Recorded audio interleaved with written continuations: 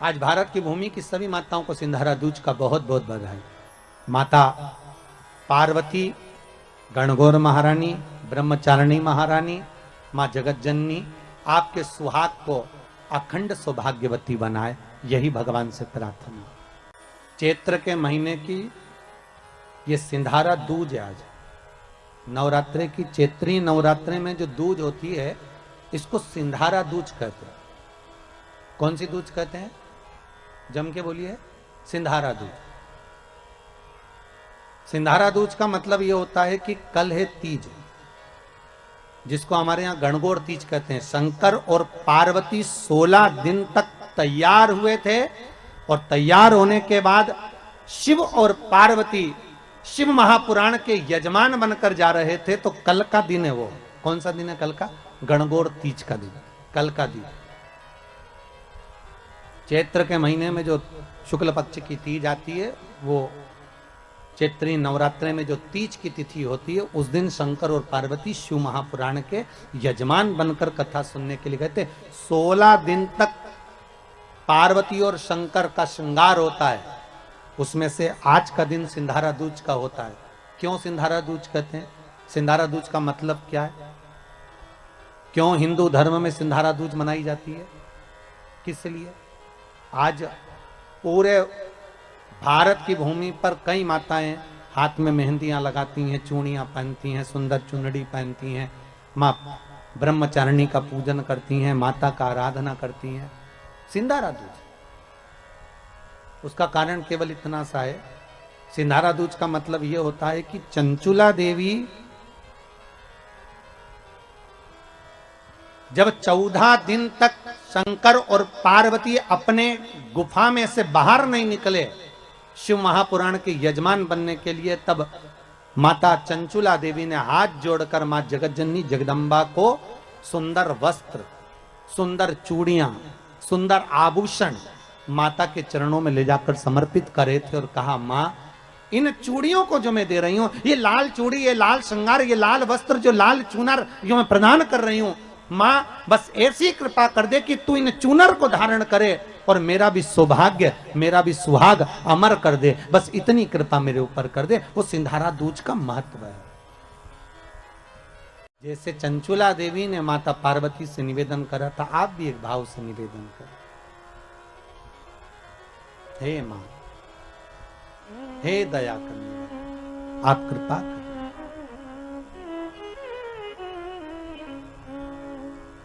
उड़ी चुंदरिया ला। शंकर की आराधना कर सकते हो, उतनी करो। शंकर की आराधना करने से नवरात्र में शक्ति का बल बढ़ता।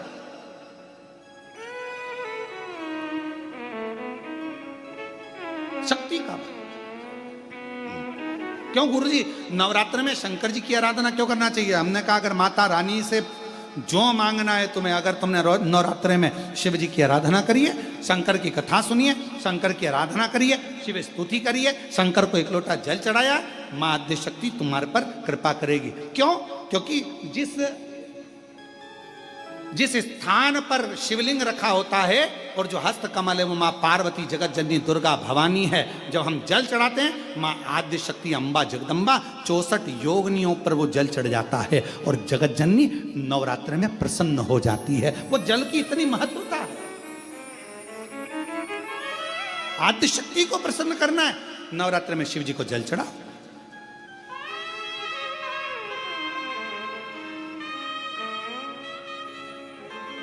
कोई बेटा बेटी है,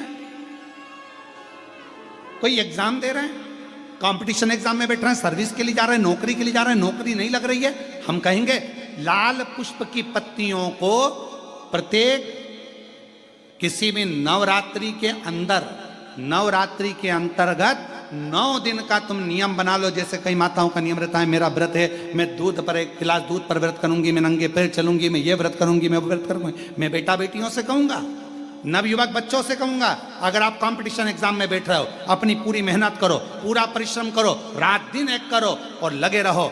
और 9 दिन तक नवरात्रि में 9 लाल फूल की 9 पंखड़ियां या 9 कोई भी चावल लाल कलर में कर कर कुंकू में कर कर अगर माँ जगत जननी के मंदिर में नहीं जा सकते, माँ भीड़ रहे, तो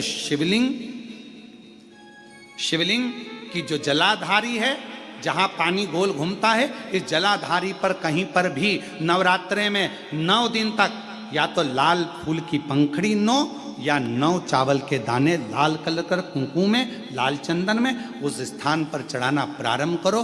9 दिन के बाद तुम्हें 15 दिन और निकलेंगे, उसके बाद तुम्हें खुद लगेगा कि तुम्हारी जॉब, तुम्हारी नौकरी तुम्हारा बाबा ने लगाया है। शक्ति का बल, परिश्रम जरूर करना, मेहनत जरूर करना, रात दिन पढ़ाई एक साथ करना और अपने परिश्रम को नहीं छोड़ना। मेहनत जरूर करो पर साथ में ये प्रयोग भी करो नवरात्रि का। देखो शिव और शक्ति का बल तुम्हें प्रसन्नता देता है कि नहीं देता। शिव शक्ति का बल हमें प्रसन्नता देता है कि नहीं देता।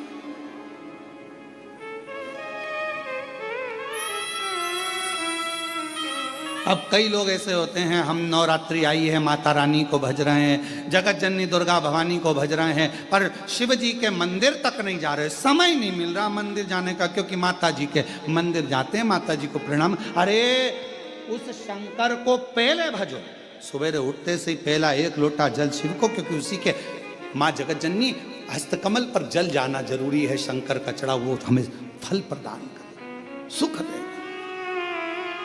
आनंद का दे। और भोगना पड़े।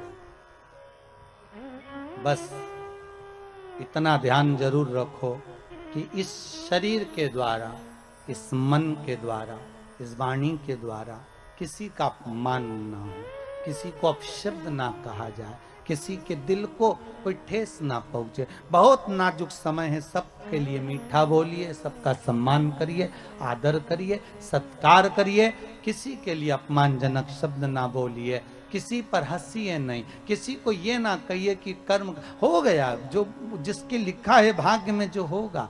आप किसी का भाग्य लिखने वाले नहीं।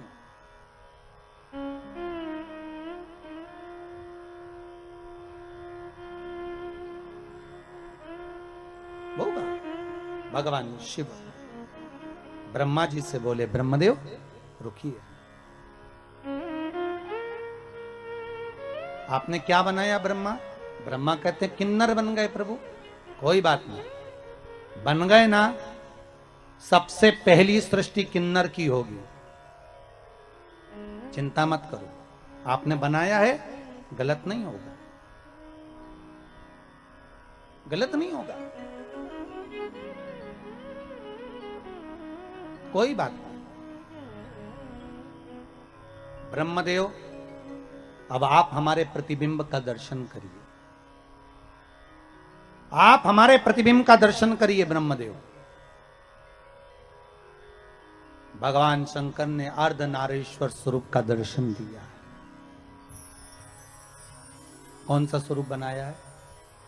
अर्धनारीश्वर स्वरूप। आधा शिव आधा पार्वती, शंकर भगवान ने अपना अर्धनारीश्वर स्वरूप का दर्शन कराया।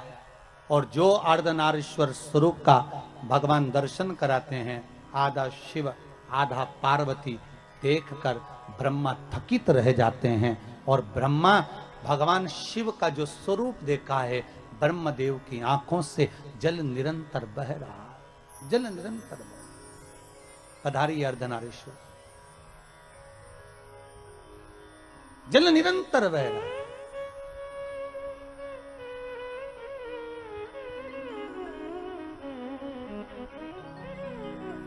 और अर्धनारीश्वर स्वरूप का जब दर्शन ब्रह्मदेव कर रहे हैं, भगवान शिव ने कहा, ब्रह्मदेव गलती आपसे थोड़ी सी हो गई। असली रुद्राक्ष अगर आपके पास में है और उसको पानी में गलाया गया है और उसका जल ही अगर हम आचमन कर लिया, तो उससे भी हजारों रोग हमारे समाप्त हो जाते हैं। मात्र रुद्राक्ष का जल का आचमन ही कर लेने पर वो औषधि का कार्य भी कर जाता,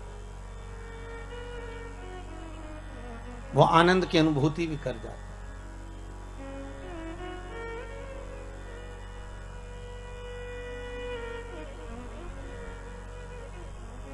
शिव पुराण कहती है, शिव महापुराण वर्णन करती है कि ब्रह्मदेव भगवान ब्रह्मा भगवान शिव के पास जाकर कहते हैं कि अब इस सृष्टि का जो निर्माण है, इस सृष्टि का जो निर्माण मुझे करना है, उसमें संसार की जितने जीवों का हम निर्माण करेंगे, उन जीवों को जीवित रहने के लिए कुछ ना कुछ सुख हमें किसी के साथ जोड़ना पड़ेगा।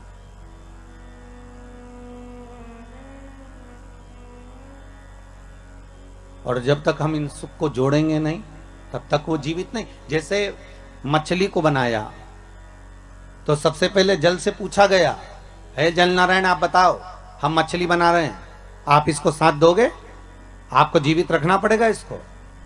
तो जल ने कहा क्यों नहीं, अगर ये मछली जब तक पानी में रहेगी, जब तक जल के अंदर रहेगी, तब तक ये मछली जीवित रहेगी। अगर ये जल में है, अगर ये जल में विराजमान, तब तक ये जीवित। बस इससे निवेदन केवल इतना है कि ये मछली जल से दूर ना जाए। मेरा संग अगर इसके पास में है, मेरा साथ अगर इससे जुड़ा हुआ है, तो ये फिर मरने वाली नहीं है, ये पक्का है। ठीक है, मछली से कहा आपको जल के अंदर रहना पड़ेगा, जल का संग मत छोड़ना, तो आप जीवित रहोगी। मछली ने कहा ठीक। फिर वृक्षों को देखा, क्योंकि 84 लाख योनियों में 20 लाख योनि तो ये वृक्ष पेड़ पौधों की है। इन वृक्षों को जाकर निवेदन करा कि अब आपका हम निर्माण कर रहे हैं, पर आपका निर्माण तो कर रहे हैं, पर आपको जीवित रहना है। तो पृथ्वी से कहा कि आप इन वृक्षों को जीवित रख सकती हो? पृथ्वी ने कहा क्यों नहीं। बस बात इतनी सी है, अगर वृक्षों को जीवित रहना पड़ेगा तो पृथ्वी कहती है मुझसे जुड़ा रहना पड़ेगा। अगर ये मुझसे जुड़ी रहेंगे तो इनको मैं जीवित रख दूंगा, ये मुझसे जुड़े रहे। तो आप सबको ये मालूम भी होगा कि पृथ्वी से जब तक वृक्ष जुड़ा रहता है तब तक वो जीवित रहता है, और पृथ्वी से जैसे ही वृक्ष निकल जाता है, उसकी जड़ें छूट जाती है, वैसे ही वो भी वृक्ष सूख जाता है, फिर उसका कोई महत्व नहीं रहता, फिर वो सूख, उसका महत्व समाप्त हो गया। फिर मनुष्य बनाया, मानव का शरीर का निर्माण कर। तो मानव शरीर का जब निर्माण करा तो ब्रह्मदेव ने डायरेक्ट जाकर भगवान देवाधिदेव महादेव से निवेदन करा, भगवान शिव से, हर हर महादेव। भगवान शंकर ने पूछा क्या बात है ब्रह्मा जी, आज तो आप हमारे पास में आए हो क्या गया ऐसा, कैसे आना हुआ? ब्रह्मा जी कहते हैं महाराज जी बस आने का कारण केवल इतना सा है कि अब हम मनुष्य का निर्माण कर रहे हैं, मानव शरीर का निर्माण कर रहे हैं, तो मानव शरीर को जीवित अगर रहना है, मानव शरीर को अगर मनुष्य शरीर को बनाए रखना है, तो उसके निर्माण में आपकी जरूरत है। शंकर जी ने पूछा वो कैसे? शिव जी से ब्रह्मा जी ने कहा कि संसार को अगर श्वास प्रदान करने वाला है, संसार को अगर दुख का नाश करने वाला है, संसार को अगर जीवित रखने वाला है, संसार को अगर मनुष्य देह को स्थिर रखने वाला है, तो वो देवाधिदेव महादेव है, वो शंकर है। तो आपसे निवेदन केवल इतना है कि हम मनुष्य का जब निर्माण करें तो हमारा भोलेनाथ, हमारा शंभु, हमारा शंकर, हमारा देवाधिदेव महादेव इनको जीवित रखने में संग प्रदान कर दे।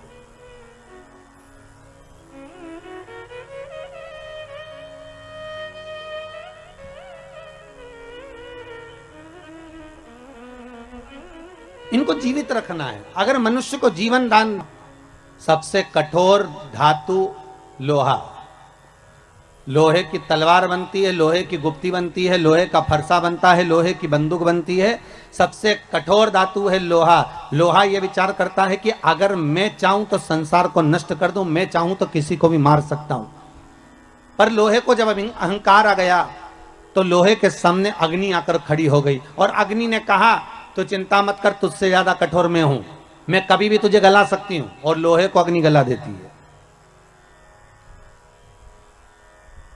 फिर एक दिन अग्नि को भी अहंकार आ गया और अग्नि ने विचार करा कि मैं इतनी प्रबल हूं कि सब जगह पर आग लगा सकती हूं, सबको नष्ट कर सकती हूं। तो वहीं आकर पानी खड़ा हो गया। पानी ने कहा घबरा मती, तुझसे ज्यादा कठोर मैं हूं।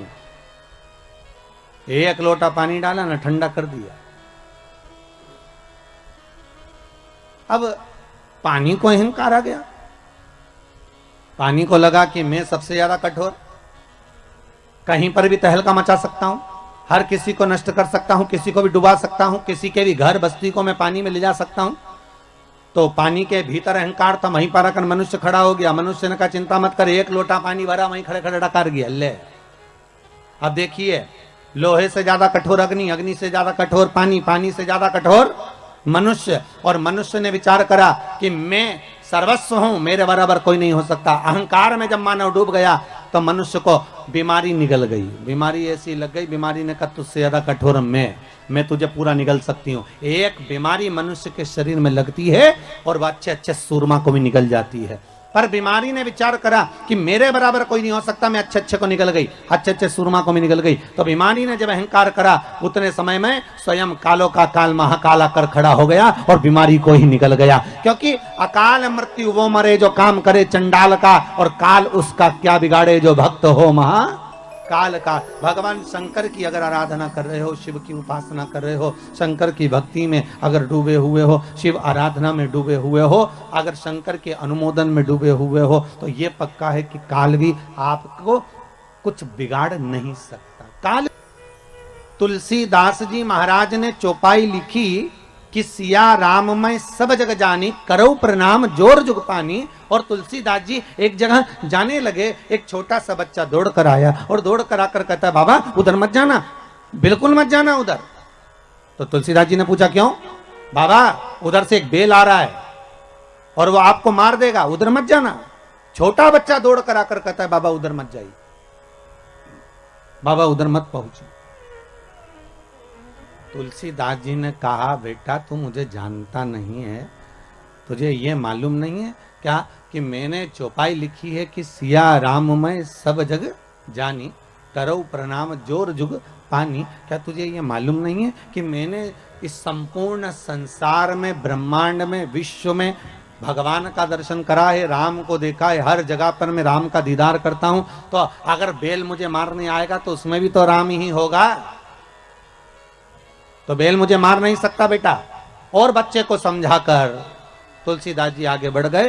सामने से बेल आया, तुलसीदास जी को सींग पर उठाया, पटक दिया, पांव से रोंदा चले गया। तुलसीदास जी दौड़ते हुए आए, घाट पर बैठकर उन्होंने कलम उठाई और चौपाई काटने लगे। जैसे ही चौपाई काटने लगे तो हनुमान जी सामने आकर खड़े हो गए। हनुमान जी ने पूछा तुलसीदास क्या कर रहे हो? तुलसीदास जी बोले रामायण की चौपाई काट रहा हूं। कौन सी? सिया राम मैं सब जगह जानी, मैंने सब में राम देखा, हर एक में मैंने राम का दर्शन करा, इसलिए उस चौपाई को मैं काट रहा हूं। क्यों काट रहे हो? कि जब मैंने सब जगह राम को देखा, बेल में भी राम देखा, तो बेल ने मुझे क्यों मारा? हनुमान जी बोले रे तुलसीदास, तूने बेल में राम को देखा और वो बच्चा बोलने आया था कि उधर मत जा, तो उसमें राम नहीं देखा?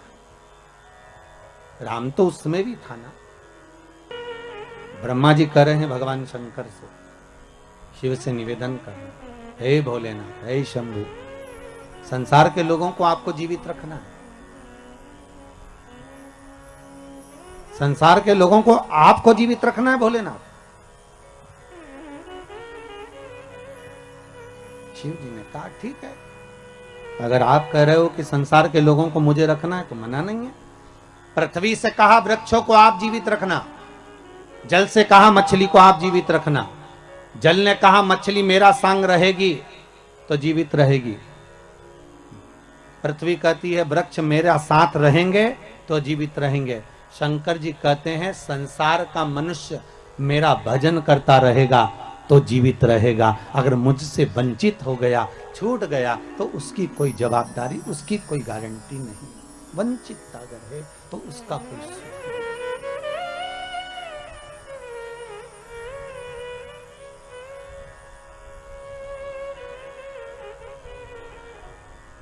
शिव स्मरण करो, शिव का अनुमोदन करो। भगवान शिव कह रहे हैं आप क्यों चिंता करते हो? ब्रह्मदेव आपका कार्य है सृष्टि का निर्माण करना, आप निर्माण करें। तो ब्रह्मा जी के मन में आया कि मैं सृष्टि तो बना दूंगा, मना नहीं है, पर इस सृष्टि का निर्माण तो मैं कर दूं, पर दिक्कत केवल इतनी सी है कि सृष्टि बनाने के बाद इस सृष्टि को चलाने वाला कौन होगा, इस सृष्टि का निराकरण कौन करेगा, और कौन संसार के सागर में इस मानव शरीर में हो सकता है कि इस संपूर्ण विश्व सागर में किसी को तन की तकलीफ हो, किसी को मन की तकलीफ हो और किसी को धन की तकलीफ हो, उसकी पूर्ति कौन करेगा। मान लो अगर मैंने बना भी दिया इस संसार सागर को, ब्रह्मा जी कर रहे हैं, अगर मैंने बना दिया इस संपूर्ण सागर को, अगर मनुष्य की देह भी बना दी, तो इसका भरण पोषण करने वाला कौन होगा।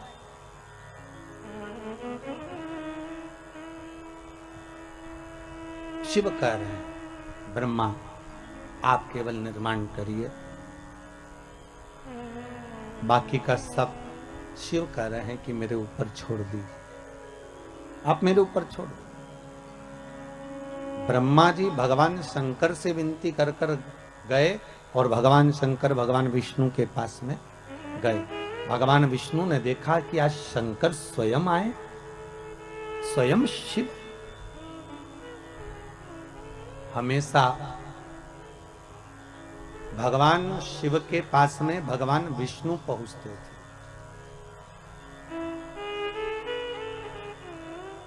हमेशा। और आज स्वयं त्रिकालदर्शी शंकर भगवान विष्णु के यहाँ, तो भगवान विष्णु उठकर खड़े हो गए कि भोलेनाथ आए हैं, आइए प्रभु पधारो, आपका आगमन हुआ है नाथ।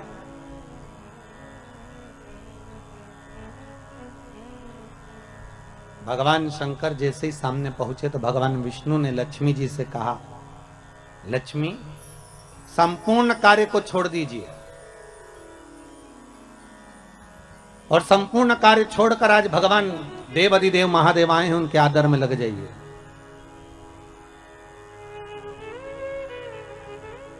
बड़ी मुश्किल से आए हैं, बड़ी मुश्किल से प्राप्त हुए हैं, जाओ इनके आदर में, इनके सम्मान में, इनके सत्कार में लग जाओ, जाइए।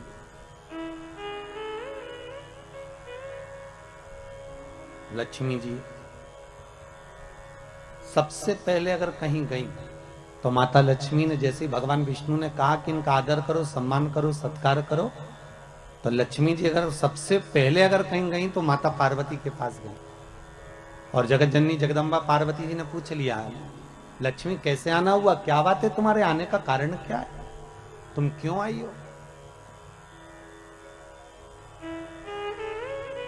लक्ष्मी जी बोली, पार्वती आज भगवान भूत भावन भूतेश्वर भगवान शंकर, आज त्रिलोकी का नाथ त्रिकालदर्शी कैलाशी अविनाशी शिव बैकुंठ में आए हैं।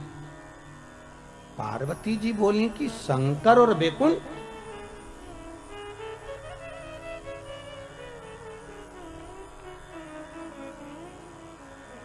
क्या चाहती हो। लक्ष्मी जी बोली बस चाहना क्या है, आपसे निवेदन केवल इतना है कि आप ऐसा कोई उपाय बता दो जिससे शंकर जी प्रसन्न हो जाएं, और मैं उनका आदर करना चाहती हूँ, सम्मान करना चाहती हूँ, सत्कार करना चाहती हूँ, शंकर को रिझाऊं कैसे मैं, बस इतना बता दो और कुछ नहीं।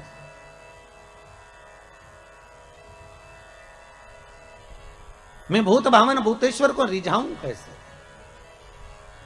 मैं शंकर जी को मनाऊं कैसे, बस इतना बता।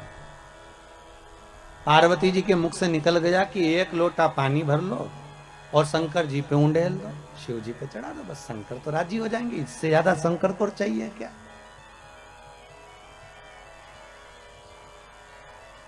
अब लक्ष्मी जी ने बड़े मन से पार्वती से कहा कि शंकर को पानी तो चढ़ा दूंगी मैं, पर एक निवेदन करूं मैं कि शिव को कौन सा जल प्रिय लगता है, हम शंकर को कौन सा जल चढ़ाने की शंकर प्रसन्न हो जाए।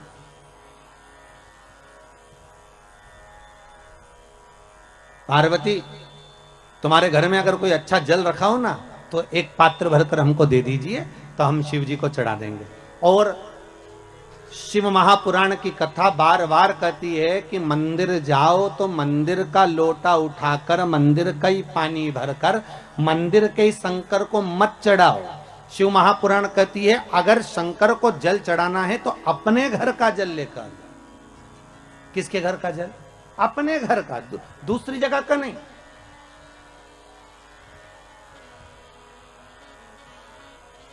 आपके द्वारा लाया गया, आपके द्वारा लेकर गया हुआ जल। अब पार्वती जी से लक्ष्मी जी ने एक लोटा पानी मांग लिया और वो जल ले जाकर लक्ष्मी जी जैसे ही पहुंची बैकुंठ में, भगवान शंकर को देखा, शंकर जी को देखकर लक्ष्मी जी ने एक लोटा पानी शिव जी पे डाल दिया।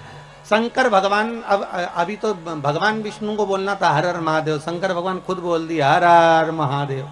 तो जैसे ही बोले हर हर महादेव तो भगवान विष्णु समझ गए जरूर कुछ गड़बड़ हो गई हो। तो भगवान विष्णु ने पूछ लिया भोलेनाथ जी से, प्रभु क्या बात है, आप हर हर महादेव बोल दिए। शंकर भगवान बोले बात इतनी सी है कि बताओ पानी भी हमारे घर का लेके आइए, जो चढ़ा रही है वो पानी भी हमारे घर का।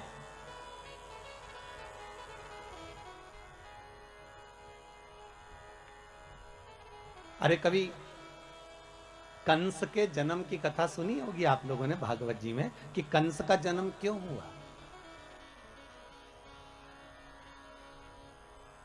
इतने अच्छे राजा के घर में, जिसके घर में सब धर्मात्मा थे, उसके घर में कंस जैसा बेटा कैसे पैदा हो गया सा? उसका कारण केवल इतना सा था, ये कंस कौन था? पूर्व समय में कुबेर के दरवाजे का द्वारपाल। और कुबेर क्या करता था कि रोज इस द्वारपाल से कहता था कि मैं शंकर जी की पूजन करने जा रहा हूं तो मुझे फूल ला कर दे दे। और ये द्वारपाल जाता था और बगीचे में जाकर और फूल तोड़ के ले आता था और फूल तोड़ के लाता और कुबेर को दे देता। कुबेर जी शंकर जी को चढ़ा देते। तो शंकर जी को चढ़ाते तो ये जो द्वारपाल था, ये जिसके बगीचे से फूल लाता था, ना तो बगीचे के मालिक से पूछता था, ना बगीचे के सेवक से पूछता था, ना पेड़ से पूछता था, ना वृक्ष से पूछता था, ना डाली से पूछता था, और फूल तोड़े और लेकर आया और भगवान को चढ़वा दिए। बस इसलिए तो यह शास्त्र कह रहे भले फूल लाकर उसने दिए, शंकर जी को भले चढ़े, पर गलती एक कर दी कि जिसके पेड़ थे, जिसके वृक्ष थे, जिसका पौधा था, ना तो माली से पूछा, ना पौधे से पूछा, ना वृक्ष से पूछा, अर्थात फूल की चोरी कर कर भगवान को समर्पित करवाता था। इसलिए इसका कंस का जन्म हुआ। कारण केवल इतना सा था कि अगर हम भगवान को अगर एक फूल भी चढ़ा रहे हैं, हम भगवान को अगर रिझा रहे हैं, तो भगवान को अगर फूल भी चढ़ा रहे हैं तो प्रयास करना कि पड़ोसी की अगर बाउंड्री से फूल तोड़कर ला रहे हो तो पहले पड़ोसी से पूछो क्या हम फूल लेकर चले जाएं, क्या हम फूल ले आए। बघेल परिवार से भी निवेदन है, ध्यान रखना 7 दिन कथा चले, बेलपत्री भी अगर तोड़ कर ला रहे हो तो पहले जिसके घर में पेड़ लगा है उससे पूछो कि हमें ये बेलपत्री ले जाएं, हमें शिव पुराण पर चढ़ाना है, हम क्या फूल तोड़ लें, हमें पूजन के लिए चाहिए माता रानी के लिए या शंकर जी की पूजन के लिए चाहिए, हम दुर्वा तोड़ लें। या तो अपने बगीचे में लगा हो, अपने खेत में लगा हो, अपने गार्डन में लगा हो, अपने फार्म हाउस पर लगा हो तो तुम प्रेम से तोड़ लो, कोई मना नहीं, क्योंकि वो तुम्हारा है। पर अगर किसी दूसरे के यहाँ से लेकर आ रहे हो तो पहले हमें पूछना पड़ेगा क्या हम आपकी ये वस्तु लेकर चले जाएं।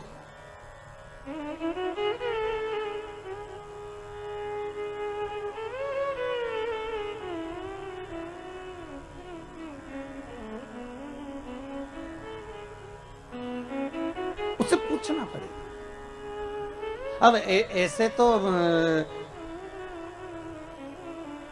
एक माता जी की चप्पल खो गई और माता जी ने कहा गुरुजी हम तो तुम्हारी कथा सुनने आए थे और हमारी चप्पल चोरी चली गई। मैंने कहा अच्छा है, भगवान ने कृपा कर दी, तेरे वैसे ही समय बेकार चल रहा था, तेरा शनि राहु केतु दूसरा ले गया, अच्छा हुआ, भगवान ने बड़ी कृपा करी तेरे ऊपर। फिर तुम कैसे गई? आओ हम दूसरे की ले गए। मैंने कहा हे भगवान, खुद का शनि गया था, दूसरे का केतु पकड़ लाई।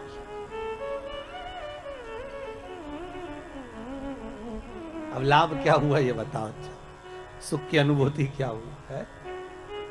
हमें नहीं चाहिए। हम अगर भगवान को रिझा रहे हैं ना महाराज, तो शिव महापुराण की कथा कहती है अगर भगवान को रिझा रहे हो, तुम्हारे पास में कुछ है तो ठीक है, नहीं है तो ठीक है। शंकर को एक लोटा पानी हो तो चढ़ा दो, घर का हो तो चढ़ा दो। अगर पानी भी नहीं है तो शिव को रिझाने के लिए 3 बार ताली बजा दो, चल जाएगा। इतना भी नहीं है तो बेलपत्र चढ़ा दो। बेलपत्र भी नहीं है तो शंकर पे चढ़ी हुई बेलपत्र उठाकर धोकर वापिस शंकर को चढ़ा दो। और बेलपत्री भी नहीं है तो शंकर को प्रणाम कर लो। इतना भी नहीं कर सकते कि मंदिर के अंदर भी नहीं जा सकते तो मंदिर के दरवाजे को प्रणाम कर लो। मंदिर के दरवाजे को भी प्रणाम नहीं कर सकते तो मंदिर के शिखर को प्रणाम कर लो। शिखर दर्शनम सर्व पाप नाशनम। बस इतना भी कर लिया और ये भी नहीं कर सकते तो शिव महापुराण की कथा कहती है भूल से भी शंकर के मंदिर के सामने से निकल कर चले जाओ तो भी शंकर करुणा कर देता है, तो भी शिव कृपा कर देता है। मात्र निकल कर जाने पर भी शिव की करुणा, शिव की कृपा हो जाती है। मात्र उसके दरवाजे के सम्मुख से निकलकर चलेगा वही सुख हो गया। राजा श्वेत के प्राण लेने के लिए यमराजा गया और राजा श्वेत को नहीं मालूम कि मेरी मृत्यु अभी लिखी है। 21,600 श्वास में से कौन सी श्वास आखिरी है ये किसको मालूम है साहब, किसको मालूम? कौन सा दान, कौन सा पुण्य, कौन सा भजन, कौन सा संकीर्तन, कौन सा मंत्र जाप हमारे कब काम आ जाए ये किसी को नहीं मालूम। एक राजा के मन में आया कि मैं राजा हूं पर मुझे ये नहीं मालूम कि मरने के बाद होता क्या है, मेरे को जानना है कि मरने के बाद क्या होता है। तो राजा ने अपने मंत्रियों को बुलाया कि तुम मरो और हमें खबर दो। तो मंत्री ने सोचा बताओ मर जाएंगे तो खबर कौन देगा, नहीं हमें मालूम करना है कि मरने के बाद क्या होता है, हमें तो उसकी खबर चाहिए। अब नगर में एक बहुत कंजूस व्यक्ति रहता था, उसने सोचा पैसा खूब मिलेगा, राजा बोल रहा है मुंह मांगा धन दिया जाएगा जो ये बता दे कि कब्र के अंदर मरने के बाद क्या होता है, अंदर कब्र के अंदर मरने के बाद क्या होता है। तो उस कंजूस ने सोचा एक काम करते हैं, पैसे के चक्कर में पैसा तो मिल जाएगा ना, एक काम करते हैं राजा से कह देते हैं कि मुझे कब्र में दफना दो। जैसे एक मुर्दे को लेकर जाते हैं वैसा मुझे लेकर जाओ और कब्र के अंदर मुझे दबा दो, ठीक है। फिर मैं आपको 7-8 दिन बाद बता दूंगा कि अंदर हुआ क्या, बस थोड़ी सी सरंग छोड़ देना उसमें से हवा अंदर आती रहे, मैं फिर 10 दिन बाद बता दूं, ठीक। राजा ने कहा कर दो। कंजूस ने सोचा मुंह मांगा धन मिलेगा। इतने में कंजूस जैसे ही जाने लगा तो एक व्यक्ति उसके सामने कटोरा लेकर खड़ा हो गया, भैया कुछ दे दे, भूख लगी है भैया कुछ दे दे। अब ये कंजूस तो कंजूस, अठन्नी नहीं दे किसी को, इतना बड़ा कंजूस। वो पीछा पकड़ लिया, उसने पांव पकड़ लिया, भैया 1 रुपया दे दे रे भैया, कुछ दे दे भैया, चवन्नी दे दे, भूख लग रही है भैया, भोजन दे दे। इसको गुस्सा आई, इसने कचरा पड़ा था, बहुत सारी पेड़ की पत्तियां पड़ी थी, सूखी पत्तियां, इसने उठा के उसके कटोरे में डाल दी, ले खा ले। और गुस्से में डालकर ये चला गया और इसको लोग बांध बुंदा के ले गए, कब्र में दफना दिया, अंदर एक पाइप डाल दिया और उस पाइप में से बस इसको श्वास लेने के लिए छोड़ दिया। अब सब छोड़ छुड़ा के उसको दबा के चले गए। अब दबा के चले गए, एक दिन तो निकल गया, दूसरे दिन जो पाइप दिया था उसमें सांप घुसने लगा। अब जैसे सांप घुसने लगा बापड़े के प्राण छूटने लगे। भगवान पैसे के चक्कर में अच्छे मरे दादा, अब मर जाएंगे तो राजा को बताने कैसे आएंगे, और बताएंगे नहीं तो रुपया कैसे मिलेगा। अब सांप अंदर घुसे, इसके प्राण छूटे। फिर सांप अंदर जाए, इसने देखा कि सांप अंदर क्यों नहीं आ पा रहा, तो इसने देखा कि कुछ कचरा सांप को रोक रहा। सांप अंदर आ रहा और कचरा बीच में अड़ रहा, सांप फिर आ रहा, कचरा फिर अड़ रहा। 7 दिन तक ये देखता रहा कि वो कचरा सांप को अंदर नहीं आने दिया। 7 दिन बाद इसको निकाला गया, राजा के सामने खड़ा किया गया। राजा ने पूछा बताओ क्या होता है कब्र में मरने के बाद। तो उस कंजूस ने कहा बस यही होता है कि जो हमने दान किया होता है वो हमारे आड़े आकर खड़ा हो जाता है। मैंने कचरा दान दिया था तो सांप को कचरे ने ही रोक दिया है। हमने जो दान दिया, हमने जो पुण्य दिया, हमने जो सत्कर्म करा, आप लोग जो गौ माता के लिए दान देते हो, ब्राह्मण भोज के लिए दान देते हो, आजीवन भोजन भंडारे के लिए दान देते हो, मंदिर निर्माण के लिए दान देते हो, सत्कर्म के लिए और दान देते हो, किसी के लिए आप पुण्य का कार्य करते हो तो वो पुण्य तुम्हारा दान, तुम्हारा भजन, तुम्हारा कीर्तन, तुम्हारा मंत्र जाप, जो शिव महापुराण की कथा आप सुन रहे हो, जो मंत्र का स्मरण आप कर रहे हो, जैसे भी पांडे जी बोले कि श्री शिवाय नमस्तुभ्यम मंत्र ऐसा मिल गया कि वो मंत्र मेरा जीवन संवार दिया। जिस मंत्र को आप जप रहे हो वो साधारण नहीं हो सकता, जो आप दान कर रहे हो वो साधारण नहीं हो सकता, जो पुण्य कर रहे हो वो साधारण नहीं हो सकता। ना जाने तुम्हारा दान, तुम्हारा पुण्य, तुम्हारा सत्कर्म कब तुम्हारे सामने आकर खड़ा हो जाए और तुम्हारे आड़े आकर सम्मुख में आ जाए और तुम्हारे जीवन को बचा ले, इससे बढ़कर कोई सुख नहीं हो सकता। इसलिए बारंबार जपते रहे श्री शिवाय नमस्तुभ्यम, ये मंत्र का जाप नित्य करते रहो, स्मरण में डूबे रहो। ये भाग है हमारा, ये पुण्यता है। आज शंकर भगवान स्वयं करें हर हर महादेव। भगवान शिव ने जैसी हर हर महादेव बोला तो पूछ लिया कि हर हर महादेव भगवान आप बोल रहे हो। भगवान विष्णु ने पूछा कारण क्या है। भगवान बोले कारण केवल इतना सा है कि दूसरी जगह का जल लाकर चढ़ाया, लक्ष्मी अंदर से लाकर एक लोटा पानी चढ़ाती तो मुझे सुख मिल जाता। मुझे नहीं चाहिए भाई। शंकर की सारे देवी देवताओं को तो लड्डू भी चढ़ाओ, चुंदड़ी भी चढ़ाओ, आभूषण भी चढ़ाओ, शंकर जी को तो बेलपत्री चढ़ाओ, फूल चढ़ाओ, पानी चढ़ाओ, नी भी हो तो 3 बार ताली बजाओ, वो भी नी बने तो हर हर महादेव बोल दो, उतने में शंकर राजी हो जाते हैं। इससे बढ़कर कृपालु और कहां मिलेगा ये बताओ। अरे वो चोरी करने के लिए चोर गया शंकर जी के मंदिर में और चोरी का सामान नहीं था, उजाला करने के लिए कोई वस्तु नहीं थी, तो खुद का कपड़ा जलाया, त्रिशूल में लपेट कर आग लगा के चारों तरफ देख दिया चोरी का सामान। और शंकर भगवान प्रसन्न हो गए, मांग तुझे क्या चाहिए। चोर बोला मैं तो चोरी करने आया था। शंकर भगवान बोले हम तो ये नहीं जानते कि तुम चोर हो कि कौन हो, पर तुमने हमारे मंदिर में शिवरात्रि के दिन उजाला करा, प्रकाश करा, दिया जलाया, आरती करी, मांगो क्या चाहिए। उसने कहा मैं मांगना नहीं जानता। शंकर भगवान ने कहा ठीक है तो मैं तुझे कुबेर का सिंहासन दे देता हूं, जा कुबेर की कुर्सी पे तू बैठ जा। और चोर चले गया कुबेर की कुर्सी पर और कुबेर से जाकर कहा तुम नीचे उतरो। कुबेर ने बोला तू कौन? कि मैं चोर। तो तू चोर यहां कहां से आ गया? तो कि शंकर जी ने भेजा। कुबेर बोला मैं हड़ताल करूंगा। चोर बोला जो करना करो। शंकर जी ने बोला कुर्सी से नीचे उतरो, हम बैठेंगे। और चोर को कुबेर की कुर्सी पर बिठा दिया। कुबेर भगवान विष्णु के पास गए, नारायण नारायण। भगवान विष्णु ने पूछा क्या हो गया? शंकर भगवान के मंदिर में किसी ने रात को अपना कपड़ा जलाकर आरती उतार दी, शंकर जी ने उसको कुबेर बना दिया और मुझे नीचे उतार दिया। बताओ आप हमारी कुर्सी वापस दिलाओ। भगवान विष्णु बोले उनके मामले में हम कुछ नहीं बोल सकते, उनके मामले में हम नहीं बोलेंगे। क्यों? भगवान विष्णु बोले नारायण कहते हैं मैं उतना देता हूं जितना भाग्य में लिखा होता है, ब्रह्मा उतना देते हैं जितना कर्म में लिखा होता है, पर शंकर ना कर्म देखते हैं ना भाग्य देखते हैं। शंकर तो बस इतना देखते हैं कि मुझे दिल से रिझा लिया तो उन्होंने तुरंत उठाकर चोर को कुबेर बना दिया, मर्जी उनकी। तो जिस दिवाली पर अपन कुबेर की पूजन करते हैं वो कुबेर कुबेर नहीं, वो तो चोटा है जिसको बिठाया गया। उस कुबेर को हम पूज रहे हैं। कुबेर के सिंहासन पर चोर को बिठा दिया शंकर भगवान।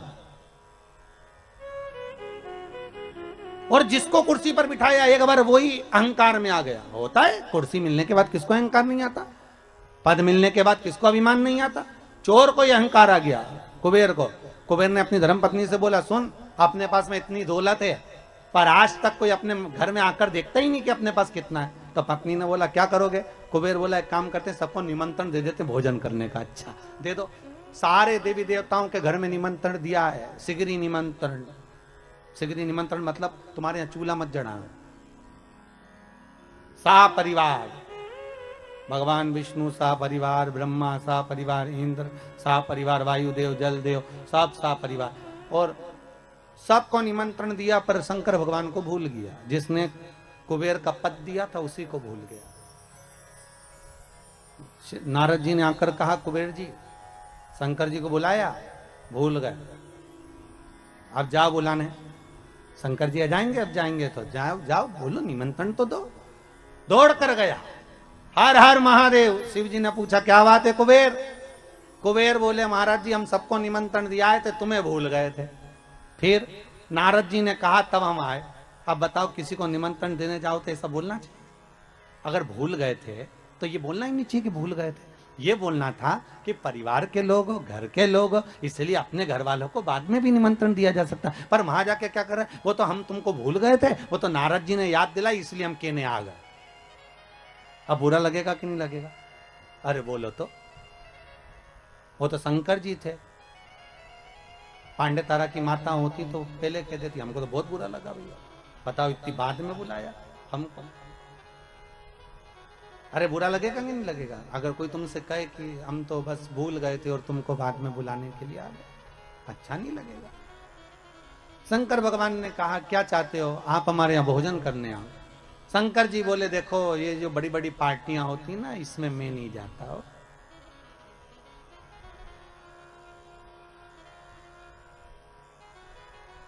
आप में से कितने लोग हैं जिनके घर में शादी होती होगी तो शमशान में पत्रिका देने जाते होगे? अरे बोलो तो, कोई जाता है शमशान में पत्रिका देने के लिए? नहीं।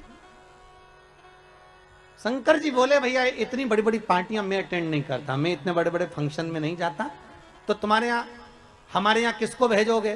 शंकर भगवान बोले एक काम करेंगे, गणेश जी को भेज देंगे। इतने में कुबेर बोला इतना सा गणेश क्या खाएगा? शंकर जी ने मन में सोचा खाएगा तो तुझे ही मालूम पड़ जाएगा, अभी तूने देखा क्या। इतना सा गणेश हमारे यहाँ क्या खाएगा? फिर भी अब आप बोल रहे हो तो भेज देना, ठीक है हो कोई बात नहीं। इतने में कार्तिकेय ने जाकर माता पार्वती जी से कह दिया, माँ पिताजी ने बताओ भोजन करने के लिए गणेश जी को भेज रहे हैं, घर का बड़ा बेटा मैं हूं तो मुझे भेजना चाहिए ना। पार्वती जी ने शिव जी से पूछा आपने कार्तिक को क्यों नहीं भेजा? शंकर भगवान बोले पार्वती तू नहीं जानती कि किसको कहां भेजना। जब एक ही तारीख की 2-4 शादियां होती है तो किसको कहां भेजना है ये घर की अम्मा बोलती है कि बेटा वहां चले जाना, बड़ा छोरा वहां चले जाना, बड़ी बहू वहां चले जाना, छोटा बहू छोटा छोरा वहां चले जाना। तो वो घर की जो माँ होती है, पिता होता है ना, वो भेजते हैं। ठीक है, तो शंकर जी ने बोला मेरी मर्जी में क्यों भेज रहा हूं। जैसे ही गणेश जी आए, शंकर जी ने कहा गणेश, हाँ पिताजी कुबेर के यहाँ भोजन करने जाना है। गणेश जी बोले मुझे मालूम था इसलिए 1 हफ्ते से कुछ नहीं खाया है, 1 हफ्ते से नहीं खाया। शंकर जी मन में सोचे औलाद तो हमारी है, जब जाने की कई खुशी होती है ना तो लोगों को भूख नहीं लगती है। गणेश जी ने भी छोड़ दिया था खाना, और जैसे ही शाम को 7 बजे निमंत्रण चालू होना था, गणेश जी पहुंच गए 4 बजे। कितनी बजे पहुंचे? 4 बजे। और जाते सी आवाज लगाए कुबेर भैया, ओ कुबेर भैया। अब कुबेर जी तो नहीं आए, कुबेर जी की पत्नी आ गई। क्या बात है? गणेश जी बोले भोजन करने आए। अच्छा। कुबेर जी की पत्नी ने कुबेर जी से कहा कि गणेश जी भोजन करने आए, तो कुबेर जी बोले अभी काय को आ गए, 4 बजे से 7 बजे भोजन है, क्या करेंगे अभी से? हमें नहीं मालूम, पर वो अभी से आ गए। तो कुबेर जी बोले काम करो कि जितने लोग जिम के जाते जाए उनको जिमा दो और जाने दो, उनको खिलाओ और जाने दो, उनको खिला दो, खिला दिया जाए उनको। ठीक है। गणेश जी के लिए एक चौकी लगाई और चौकी पर श्री गणेश जी महाराज को बिठा दिया। चौकी पर गणेश जी को बिठा, और जैसे ही चौकी पर गणेश जी को बिठाया, गणेश जी से कहा खाओ, थाली लाकर रख दी, भोजन करना प्रारंभ करो। अब गणेश जी ने जैसे ही भोजन करना प्रारंभ किया तो गणेश जी कुबेर जी से पूछे भैया खाएं? हाँ खाइए। भाभी जी खाएं? हाँ हाँ खाइए। और गणेश जी ने जो खाना चालू करा, 33 कोटि देवताओं का भोजन 15 मिनट में निपटा गया। 15 सब खा गया।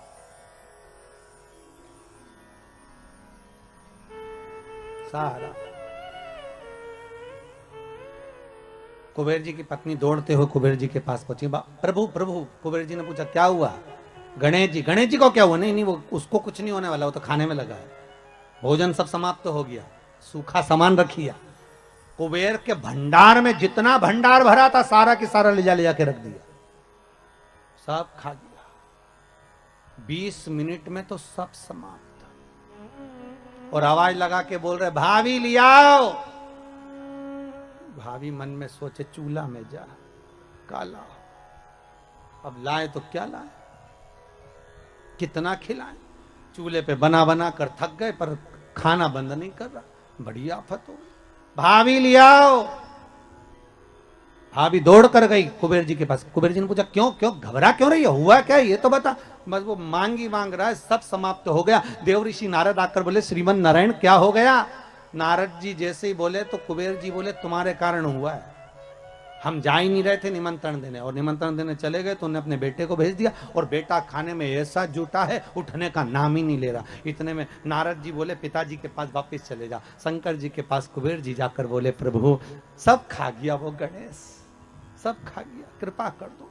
शंकर भगवान ने एक दुर्वा तोड़ी और दुर्वा तोड़कर तुरंत कुबेर जी को दी, और कुबेर जी को देकर कहा ये गणेश जी को दे देना, ठीक है ले जा। अब कुबेर जी ने मन में सोचा खाया इतना सारा है तो एक दूबा से क्या होगा। कुबेर जी और दूबा तोड़ लिए तो दूबा का बंडल बना के ले गए और गणेश जी को दिया, और गणेश जी से कहा ले, पिताजी ने भेजा। और जैसे ही गणेश जी ने दूबा ली और मुख में सूंड में रखी, और रखने के बाद गणेश जी खड़े होकर पेट पे हाथ फेर के बोले कल का टाइम और बता दो।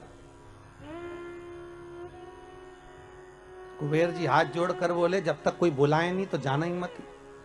उस दिन से गणेश जी का नियम है कि गणेश जी को लोग विराजमान भी करते हैं और गणेश जी को लोग विसर्जन भी करते हैं।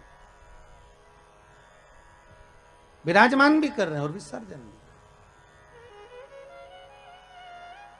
अहंकार आ जाता है व्यक्ति को, कभी कभी अभिमत्ता चरम तक पहुंच जाती है। सम्मुख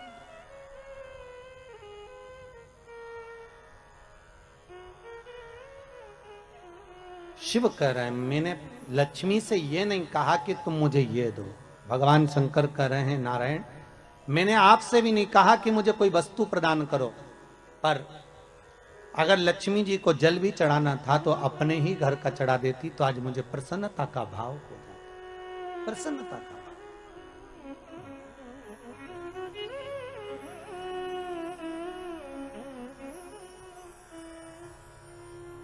ब्रह्मदेव के कहने पर भगवान शंकर भगवान विष्णु के यहाँ गए।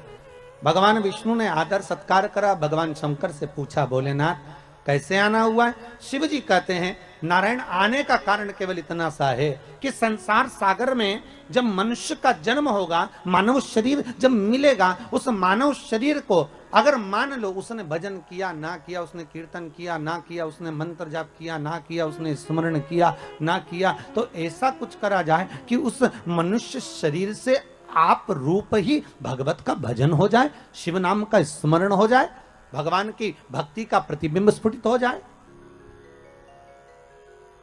ठीक है, तो भगवान बोले क्या कर सकते। तो भगवान विष्णु ने भगवान शिव से कहा प्रभु ये जो 21,600 श्वास मनुष्य के शरीर से निकलेगी ना, इस श्वास के अंदर आपसे निवेदन है कि आप इसमें समाहित हो जाए। बस इतना सा निवेदन, आप इसमें बस जाए, आप इसमें समा जाए। बहुत ध्यान देना, जब तक श्वास है तब तक शरीर है। जैसे ही श्वास समाप्त हो गई शरीर नहीं रहेगा, शव बन जाए। क्या बन गया? शव। शरीर समाप्त।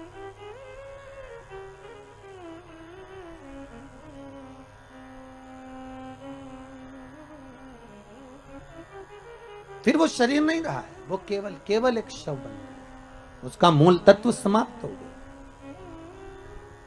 श्वास में शिव है।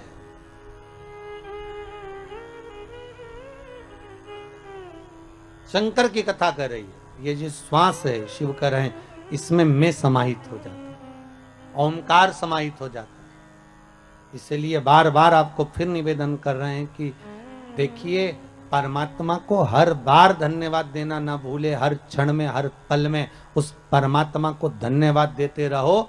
जरा अखबारों को टीवियों को खोल कर देखिए, कई जगह आपको मिलेगा कि वहां ऑक्सीजन कम पड़ गई, ऑक्सीजन की टंकी कम पड़ गई। जरा विचार करो, एक मरीज को ऑक्सीजन की एक टंकी खत्म हो जाती है, समाप्त हो जाती है, तो पूरा परिवार हॉस्पिटल में खिन्न भिन्न हो जाता है।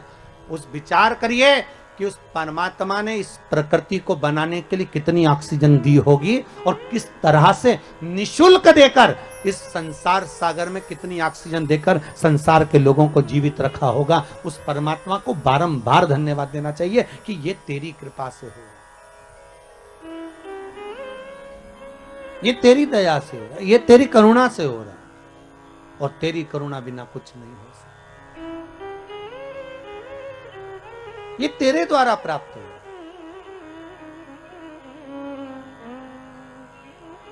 महाराज,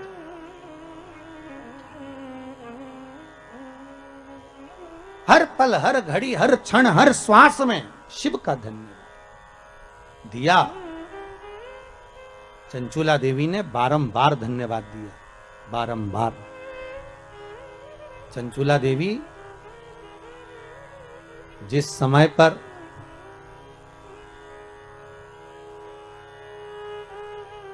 पार्वती जी की सखी बन गई थी चंचुला देवी,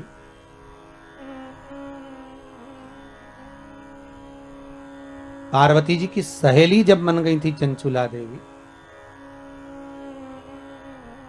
बस इतना कर्म चंचुला देवी ने जरूर करा था कि पति का साथ दिया, पति चोरी कर कर लाया, धन ला कर दिया, उसका भोग करा, पर सत्कर्म नहीं कर पाई। चंचुला कभी दान पुण्य धर्म नहीं कर पाई, अपने भोग में लगी रही, अपनी भोग में। और जब अपने ही भोग में लगी रही, कोई सत्कर्म नहीं, कोई पुण्य नहीं, चंचुला ने कुछ करा ही नहीं। पर जब प्राण छूट गए, शिव महापुराण की कथा के रस तत्व में डूबने के बाद चंचुला के जब प्राण छूट गए, तब चंचुला देवी पहुंची भगवान शंकर के कैलाश धाम पर, और पार्वती जी की जब सखी बन गई, तब पार्वती जी से बारंबार बस एक बात कहती रही कि कुछ ऐसा कर दीजिए कि मेरा पति जो प्रेत योनि में पड़ा हुआ है, वो प्रेत योनि से मुक्त हो जाए, वो प्रेत योनि से छूट जाए। इतनी कृपा बस कर दो कि वो प्रेत योनि से मुक्त हो, प्रेत योनि से छूट जाए। ऐसी करुणा, ऐसी कृपा, ऐसी दया आप कर दीजिए। ठीक है।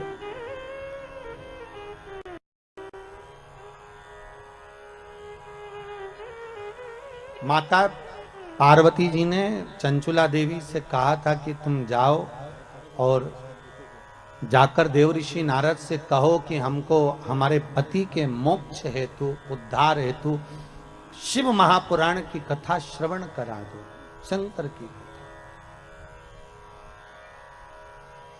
देव ऋषि नारद ने मना कर दिया था कि मैं शिव महापुराण की कथा नहीं सुना सकता, क्योंकि मुझे श्राप लगा है, मैं एक जगह बैठ नहीं सकता। कथा मेरा मित्र सुनाएगा, तुम रुका।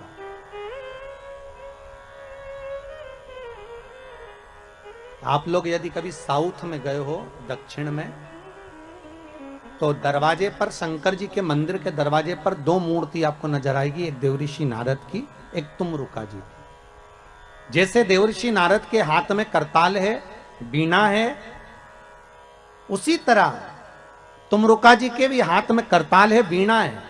बस नारद जी और तुमरुका जी में अंतर यह है कि नारद जी का जो स्वरूप है वो मनुष्य जैसा है, और तुमरुका जी का जो मुख है वो घोड़े का लगा हुआ। कभी कभी आपने ऐसा मुंह देखा होगा, ऐसा शरीर देखा होगा कि हाथ में करताल है, वीणा है और मुख घोड़े का लगा हुआ, घोड़े का मुख, वो तुमरुका जी जो शंकर की कथा में नित्य डूबे रहते, नित्य शिव स्मरण में हर पल, हर घड़ी, हर क्षण डूबे रहते।